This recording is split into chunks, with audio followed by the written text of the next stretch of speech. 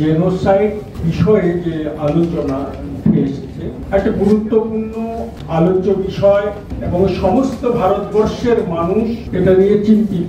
শুধু সংখ্যালঘুরা চিন্তিত তা নয়, সংখ্যাগুরুরাও চিন্তিত। কারণ আমরা জানি একটা হিসেব যে ধর্মান্ধ এবং ধর্মান্ধ দলের পক্ষের মানুষ এখনো ভারতবর্ষে 36%। ফলে তাদের মধ্য থেকেও এখনো অর্ধেকেরও বেশি মানুষ ধর্ম নিরপেক্ষতার পক্ষে।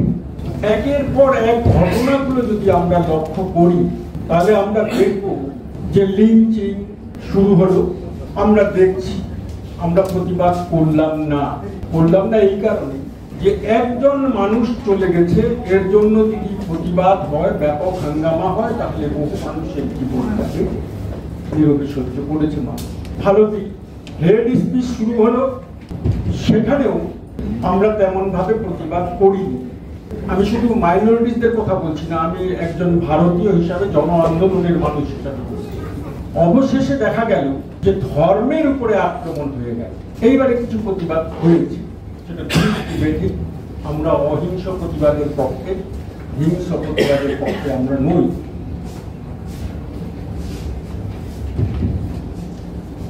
এইরকম করে যেই পরিকল্পনাগুলো দেখা যাচ্ছে একের পর এক, এবং সর্বশেষ একবারে বুলডোজার দিয়ে কি হলো যে বিশেষ একটা ধর্মের মানুষকে টার্গেট করে মিথ্যে মামলা তাদের উপরে দেওয়া এবং তার ঘর বাড়ি ভেঙে দেওয়া, এবং বলল যে না, আমরা একবারে এই উপদ্রবীদের শায়েস্তা করতে হবে। মধ্যযুগে এইরকম শাসন ব্যবস্থা আমরা দেখেছি। তার কয়েকদিন পরেই অগ্নিপথ নিয়ে অগ্নিবীরেরা মাঠে নামলেন। এইবারে বুলডোজার চলছে না। আমি পক্ষে নই, আমি বুলডোজারের পক্ষে বলছি তা নয়, কিন্তু বুলডোজার কারো উপরে চলা উচিত নয়, কিন্তু চললো না। বুলডোজারের তেল ফুরিয়ে গেল। এটাই জেনোসাইডের দিকে সিগন্যাল দিচ্ছে। এই দিকটাই, মানে কোন দিকে ভারতবর্ষের রাজনীতিটাকে নিয়ে যাচ্ছে। তোমরা যা করবে তোমাদের ভয় নেই, তোমাদের উপরে বুলডোজার চলবে না। আমার প্রশ্ন এই জায়গায়, সেই বুলডোজারটা কারো উপরে চলা উচিত, কোন ভারতবর্ষের নাগরিকের উপরে বুলডোজার চলা উচিত নয় একটা স্বাধীন গণতান্ত্রিক দেশে। জেনোসাইডের আরেকটা লক্ষণ যেটা খুব স্পষ্ট হয়ে আসছে, সেটা হচ্ছে ইতিহাসকে পরিবর্তন করে দেওয়ার একটা চেষ্টা।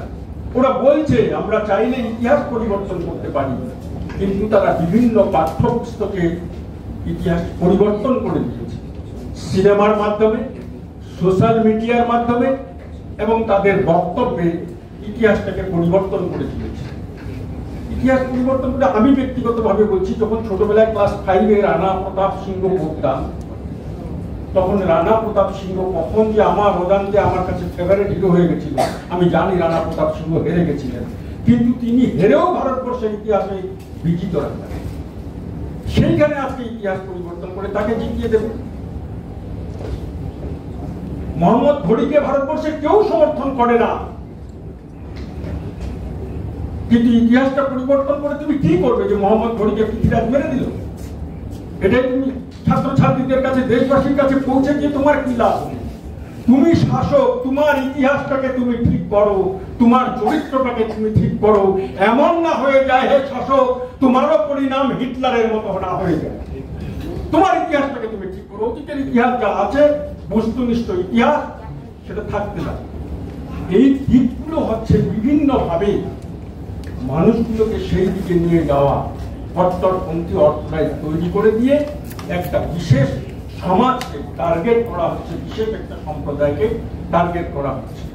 গতকাল লন্ডনে রবীন্দ্র সদনে একটা সভা ছিল, সাংবাদিক এবং বিশিষ্ট অসাম্প্রদায়িক ব্যক্তিত্ব গৌর কিশোর ঘোষের জন্ম শতবার্ষিকী।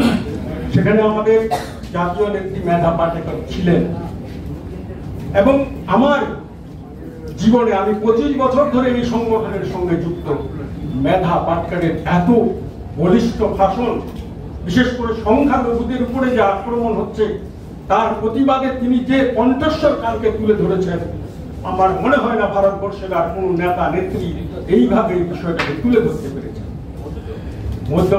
মধ্যপ্রদেশের মেহবুজ তিনি গেছিলেন ফ্যাক্ট ফাইন্ডিং এ, এবং যেখানে ওই ঘটনাটা ঘটেছে যে 40টা ডিজে এবং ওই যে কাশ্মীরি ফাইলসের একটা কাশ্মীরি ফাইলস নামার একটা ওরা ঘাঁটি তৈরি করেছিল, এবং একজন দেবতার প্রতিমূর্তি নিয়ে গিয়ে মসজিদের সামনে তারা নানান ভাবে উস্কানি দিয়েছে, এবং উস্কানি দেওয়ার ফলে মুসলিম পক্ষের যুবকরাও এটার প্রতিবাদ করেছে। প্রতিবাদের পর সেখানে ঝামেলা হয়েছে, ঝামেলাটা আমাদের কাছে কাম্য নয়, কিন্তু তারপরে নির্বিচারে মাইনরিটিসদের বাড়িতে বুলডোজার চালানো হয়েছে। এই অবস্থায় আমি যে কথাটা বলবো যে আমাদের কি করণীয়, আমি আবার বারবার বলছি, আমি মাইনরিটি হিসাবে বলছি না, আমি ভারতবর্ষের একজন নাগরিক হিসাবে বলছি।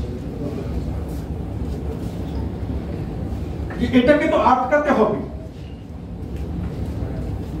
আমি জানি যে হিটলারের জেনোসাইড বা আজকাল অন্যান্য যে সমস্ত দুনিয়ার জেনোসাইড হয়েছে, ভারতবর্ষের জেনোসাইড ব্যাপক হারে করা, একটা তো সংক্ষিপ্ত আকারে খুব হালকা ভাবে মানে ট্রায়াল জেনোসাইড চলছে, কিন্তু আক্ষরিক অর্থে যেটা রোহিঙ্গাদের ক্ষেত্রে হলো, বিভিন্ন জায়গায় যেটা হলো, খুব একটা সহজ নয়। কিন্তু আরএসএস এবং সংঘ পরিবারের পক্ষে এটা করা কঠিন নয়। তাহলে দুটো দিক, একটা মাইনরিটিদের এটাকে ভাবতে হবে যে আমি এটাকে কিভাবে প্রতিহত করব, কিভাবে এটাকে ঠেকাবো, তার জন্য মাইনরিটিদের সচেতন হতে হবে এবং প্রতিটা স্টেপ খুব সচেতন ভাবে দিতে হবে। এটা নয় যে আমি একটা কিছু ভারতের সংবিধানের বিরোধী কোনো কাজকর্ম করে দিয়ে নিজের বিপদটা নিজে নিয়ে আসলাম। ভারতবর্ষের সংবিধানে আমাকে যে যে সমস্ত অধিকার দিয়েছে, সেই অধিকারের ভিত্তিতে যদিও সংবিধানকে তারা মানে না এবং সংবিধানটাকেই পরিবর্তন করে দিতে চায়, তারা মনুসংহিতার শাসন নিয়ে আসে, এবং এই মনুসংহিতার শাসন নিয়ে আসলে মুসলমানেরা কতটুকু ক্ষতিগ্রস্ত হবে আমি জানি না। ভারতবর্ষের তফসিলি জাতি, আদিবাসী, দলিত, ওবিসি সম্প্রদায়ের মানুষ সর্বশান্ত হয়ে যাবে, শেষ হয়ে যাবে, নিঃশেষ হয়ে যাবে, ধ্বংস হয়ে যাবে। এই জায়গাটা কিন্তু আমরা, আমাদের যেটা কাজ হবে, নিজেদেরকে সচেতন করা, শিক্ষিত করা, এবং ভারতবর্ষে যে অন্যান্য যে সমস্ত জনগোষ্ঠী আছে তাদেরকেও সচেতন করার দায়িত্ব আমাদের উপরে রয়েছে। সংখ্যালঘুদের এটা দায়িত্ব। আবার যারা সংখ্যাগরিষ্ঠ বলে, যদিও তাহিদুল্লাহ বলেছে যে সেই ব্যাপক অর্থে সেটা থিওরিটিক্যালি যে না, ভারতবর্ষের সংখ্যাগরিষ্ঠই হচ্ছে সব থেকে বড় লার্জেস্ট মুসলমানের ঠিক। কারণ যদি আমি অন্যান্য ৭,৭30টা জাতিকে বিভক্ত করি, তাহলে সেই দিক দিয়ে দেখতে গেলে ভারতবর্ষের সংখ্যালঘুরাই সংখ্যাগরিষ্ঠ।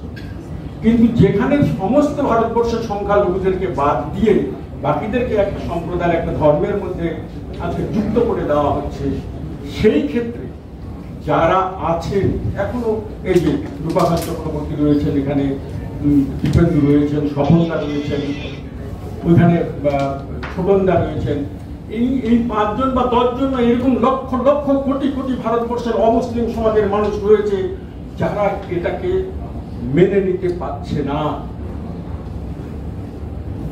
আমার কাছে আমি যেটা আবেদন করব আজকের এই সভায়, এই দেশের যে অবস্থা, এই অবস্থা থেকে যদি দেশকে বের করতে হয়, সংখ্যালঘু অপেক্ষা সংখ্যাগরিষ্ঠ জনজাতির দায়িত্ব অনেক অনেক অনেক গুণ বেশি। নুপুর শর্মা কি বললো, মব লিঞ্চিং হলো, হেড স্পিচ হলো, এর জন্য কেন মুসলমানেরা রাস্তায় নামবে? ভারতবর্ষের ধর্ম নিরপেক্ষ হিন্দুরা নীরব কেন? তারা কেন মাঠে নামছে? আমরা দেখেছি, আমি বলছি না কারো প্রশংসা করছি না, আমরা জানি গত বছর কুমিল্লায় যে দুর্গাপূজাকে নিয়ে একটা টেনশন হলো, আমি সেই ছবি দেখেছি, আমরা সবাই দেখেছি। সারা রাত টুপি পরা মানুষেরা সেই প্রতিমার সামনে, সেই মন্দিরের সামনে দাঁড়িয়ে তারা পাহারা দিল যে এইখানে যাতে আর কোন রকমের ক্ষয়ক্ষতি না পড়ে। ভারতবর্ষের সংখ্যাগুরু মানুষেরা কেন এইভাবে প্রতিবাদ গড়ে তুলছে না? তাদের এই নীরবতা আজকে আরএসএস বিজেপিকে আরো অতিরিক্ত অক্সিজেন দিচ্ছে। ফলে 5 জন মানুষও যদি আপনারা থাকেন, মাঠে নেমে পড়ুন, রাস্তায় নেমে পড়ুন। আপনাদের 5 জনের প্রতিবাদ ভারতবর্ষের 5 লক্ষ সংখ্যালঘুর প্রতিবাদ থেকে অনেক বেশি শক্তিশালী। আমি মনে করি, এটা আমার বিশ্বাস। এই জন্য আজকের এই সভা থেকে আমি আবেদন করব, যদি দেশকে বাঁচাতে হয়, যদি দেশবাসীকে বাঁচাতে হয়, এবং এই হিটলারের দল, এই পেশিবাদী নাজিবাদী শক্তিকে যদি প্রতিহত করতে হয়, তাহলে ভারতবর্ষের সংখ্যালঘু, দলিত, আদিবাসী, ওবিসি ইউনিটি যতক্ষণ না তৈরি হবে এবং এই ব্রাহ্মণ্যবাদী শক্তিকে প্রতিহত করার জন্য যদি একত্রিত না হয়, তাহলে সৌম্য বিপদ সংখ্যালঘুদের শুধু বিপদ নয়, বিপদ ভারতবর্ষের। আর এই ভারতবর্ষ আমার আপনার, এই ভারতবর্ষকে রক্ষা করার জন্য সঠিক সিদ্ধান্ত নিয়ে আমাদের এগোনো উচিত।